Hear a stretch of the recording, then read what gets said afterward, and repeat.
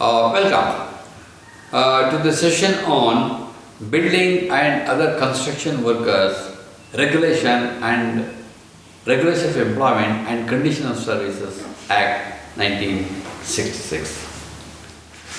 The objection reason for this act is very obvious. It is estimated that more than 12 million workers in the country are engaged in the construction activity. As you know, the construction workers, they are in the segment of unorganized sector, totally unorganized sector. And the characteristics of engagement is absolutely intermittent, and they are characterized by inherent risk to their life and limb, and there is lack of employer-employee relationship, because as you know, any building construction, they take only a few days and discharge them or whatever it is. So there is no consistency in the relationship, and moreover they are migratory in nature. They work from here, they go to some other state, they come to another place, they are totally migratory in nature. Then uncertain working hours, then lack of basic amenities, then inadequacy of minimum welfare facilities and even social security. The absence of adequate legislative measures, the accidents, even fatals, not being brought up. It is difficult to fix the responsibility on any person who is responsible for the accident or the death. So this is the reason behind this legislation to be brought in. Hence, due to this reason, the Act has been enacted. Applicability. This Act is applicable to every establishment which employs or had employed on any day of the preceding 12 months 50 or more construction building workers in any building or construction work. This Act applies. The number of workers working in different relays to be engaged by employer or the contractor shall be taken into account. It means that if an establishment, if they have engaged 50 or more contract and construction workers during preceding 12 months or engaging now, then this Act becomes applicable. A building worker means who is a non-supervisory position. It is a simplified version of the definition I have put, because this definition of building worker is almost similar to the definition in Industrial Disputes Act also and Contract Labour Act also. So I have simplified definition in such a way that who is a non-supervisory position is a constructor. A contractor is a person who undertakes a particular given result to any establishment or who supplies building workers to work in the establishment and includes a subcontractor. Just like in the Contract Labour Act, here also it is more or less same. Employer means the owner of the establishment and includes in relation to building and construction work carried on through a contractor by employing building workers supplied by contractor, the contractor also, the employer. Here the establishment means any body, corporate firm or even an individual. Suppose an individual also takes the construction work, and if the total cost of construction exceeds 10 lakhs, then he falls on the definition of establishment. So he gets covered, even though he is an individual. So this is the tricky position in this particular, because actually they are also building construction workers are there, and one has to take care of the social needs of those people also. Where they shall have the same meaning as under Payment of Wages Act. So here the definition of building and construction work, the definition itself is very, very wide. It includes everything. It covers almost all the activities related to construction. If you see the Act, it gives very, very elaborate, inclusive facts. It can construction, alteration, repairs, maintenance of buildings, roads, canals, reservoirs, then water resources, generation, distribution of pipelines, towers, cooling, etc. Whatever you think of connected to construction work has been included under the definition of building and construction work. It does not include work undertaken in which the provisions of Factories Act Mines Act do not apply. That's the only exception. Supposing in the factory premises you are constructing a building, then only thing is this act is not applicable because the premises falls under the provisions of Factories Act. That's the only exception given under this act. The act also mandates the formation of central and state advisory government to constitute advisory committees to appropriate advisors to monitor and implementation of the provisions of the Act in the matter related to thereto. So I got central advisory committee and state advisory committees. The advisory committees consist of the people who are interested, like for instance the various type of contractors, maybe the unions or opinions makers, and then including the Association of Architects, Association of Engineers, then government. All these people are included in the advisory committees. Then they may also appointed members of Parliament, Assembly, also they may be included into the constitution of these committees. Now the question is regulatory measures. Regulatory measures is registration of establishment. Every employer to whom this act applies has to obtain registration within 30 days of commencement of work. This is mandatory.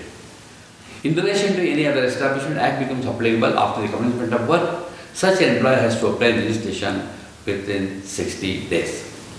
Any changes in the particulars in the registration furnished by employer, then the registration needs amendment. Then the effect of non-registration. What happens if you don't register? The employment of construction workers is prohibited. It means that you are not authorized to employ any construction workers if you don't have the registration. Then registration of building workers as beneficiaries. Here, the registration, any registration, any worker who has completed the age of 18 years and below 60 years and who has completed 90 days of engagement during 12 months shall be eligible for registration, because this is the purpose of giving him various benefits available under this act. That's the purpose behind it. Then they have to issue identity cards. The board shall issue ID card with the photograph of the beneficiary and provide this is the job of the board, right? This is the job of the board, advisory boards. To provide separate space, enter the details of construction done by him. Then the employee shall enter the particulars and enter the card to the beneficiary. Then every employer also shall maintain register of beneficiaries, and the register may be inspected by the secretary board at any time without notice. So it is the responsibility of the employer to keep the register of beneficiaries. Then contribution to beneficiary. Every beneficiary who has registered has to pay contribution every month, deducted from his wages payable by the employer, remains the same within 15 days of such deduction. Here, every employer, it means it can be the contractor or it can be the owner himself, they had to deduct every month from the wages the contribution as specified under the rules. They had to pay and remit to the board, because even the nominal amount, it has to be deducted and remitted to the board. When the beneficiary has not paid his contribution for a period of continuous period of not less than a year, he loses to be a beneficiary. So it is essential that the employer and the contractor, whoever pays the wages, should ensure that deductions are properly made from his salary and remitted to the board every month. This is very much important. Then the Building and Construction Workers Welfare Board, Section 18 to 27 specifies the constitution of welfare boards, because the money what you are going to get, because it is responsibility of the welfare boards to carry out a lot of welfare facilities for the building and construction workers. The state government to constitute the board, they have to do it. The board shall consist of chairman to be nominated by the government, representative from employers, construction workers, they are the people, and there shall be a woman on the board also. Regulates the function of the board, this is a job, and they have to constitute a welfare fund. Then administration of the fund. Then terms of budget, annual reports, accounts, audits, all things is to be carried out by the advisory boards, welfare boards. Then hours of work Welfare measures and other service conditions also have been specified when you go through section 28 to 37. It says not exceeding 9 hours a day or 48 hours a week. Payment of overtime if work beyond 9 hours or more than 48 hours in a week. Payment of overtime service twice the rate at the normal rate of wages. Entitled for 1 day weekly off with pay. In case of building worker was directed to work on such weekly off, he should be allowed to get a substitute holiday within 5 days prior or afterwards.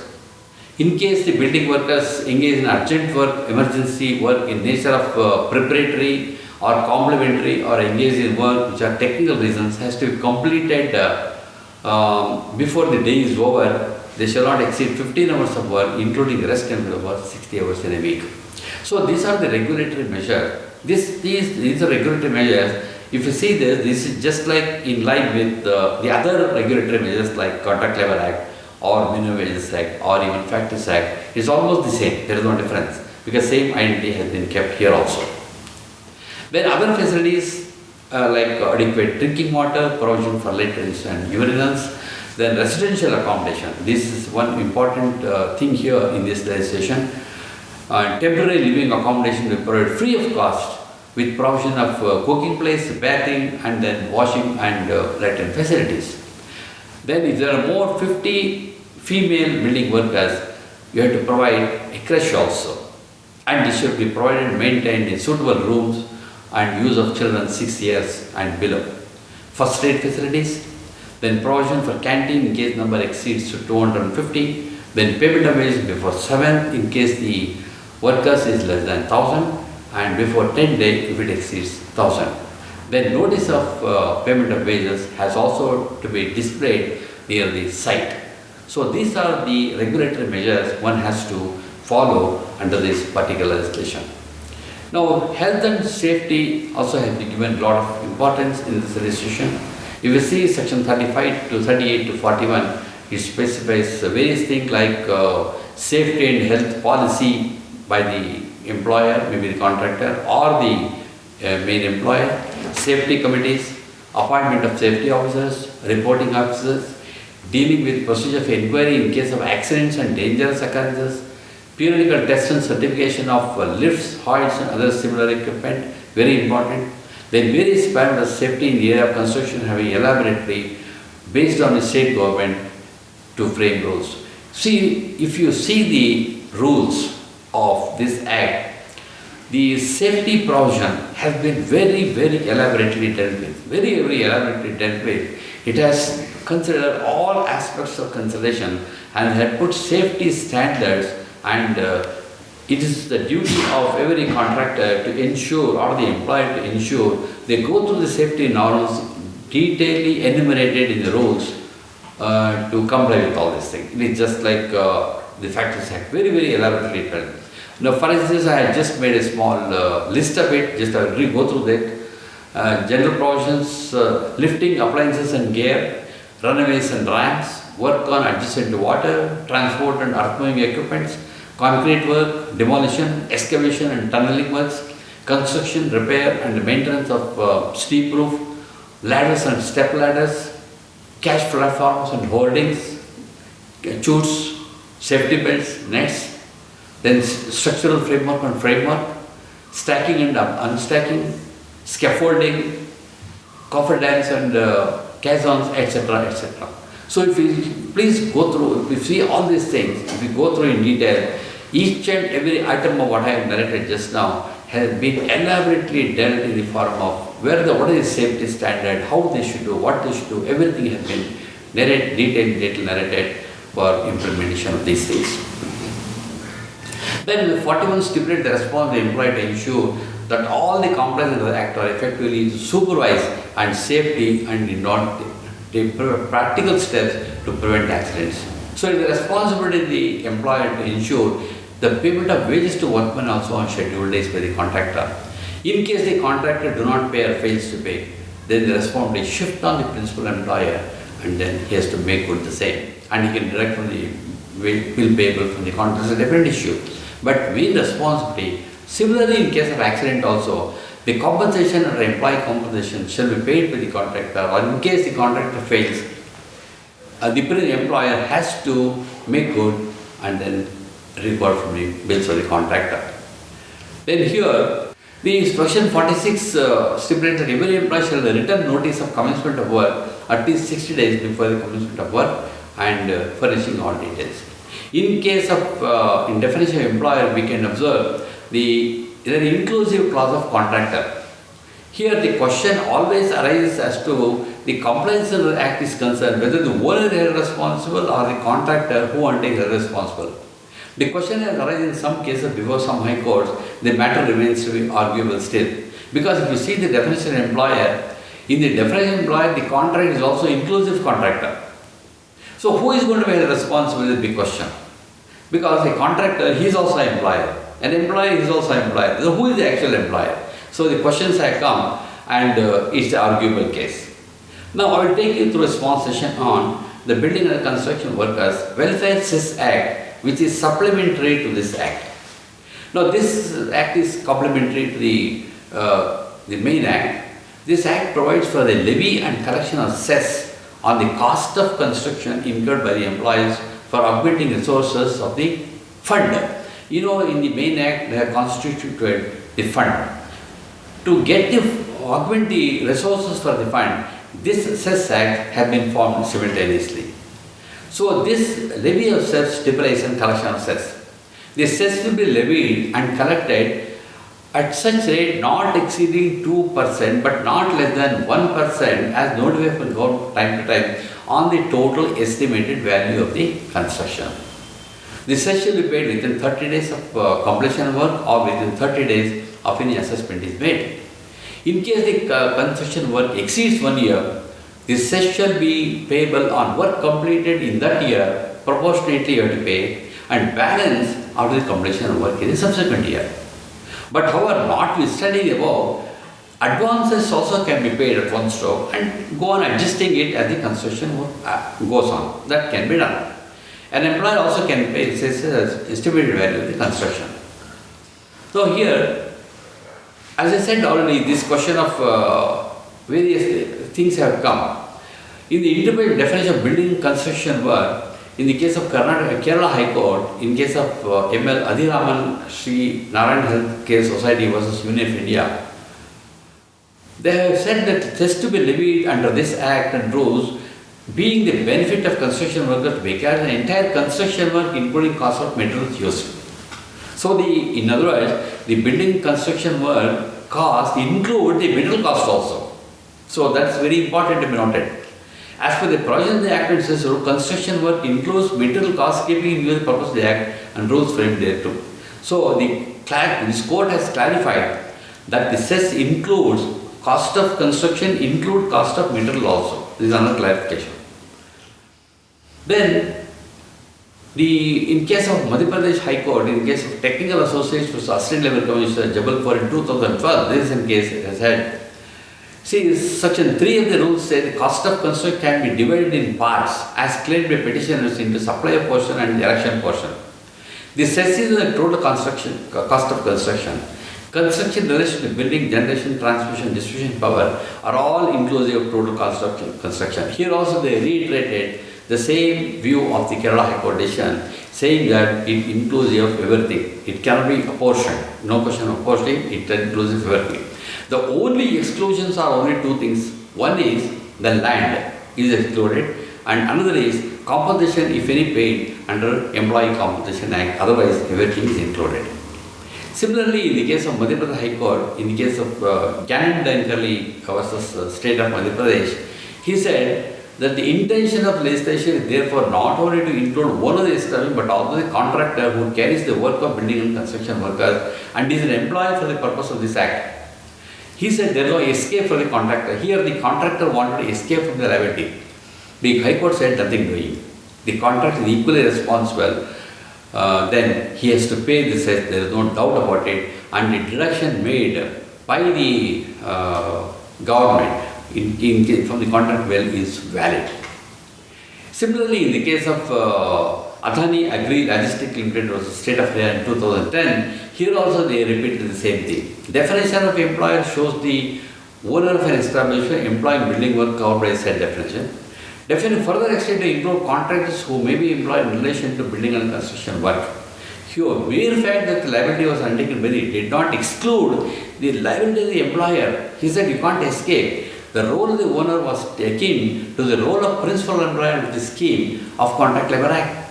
Hence, the owner of the establishment for whom and for whose benefit the construction activity is carried on and who employs building through the contractor is required to comply with the Project Act. So, here also the principal employer cannot escape the liability from the Cess Act, because here the principal employer wanted to escape from it, he wanted to put on the contractor. Hence the litigation took place. The High Court said nothing to him.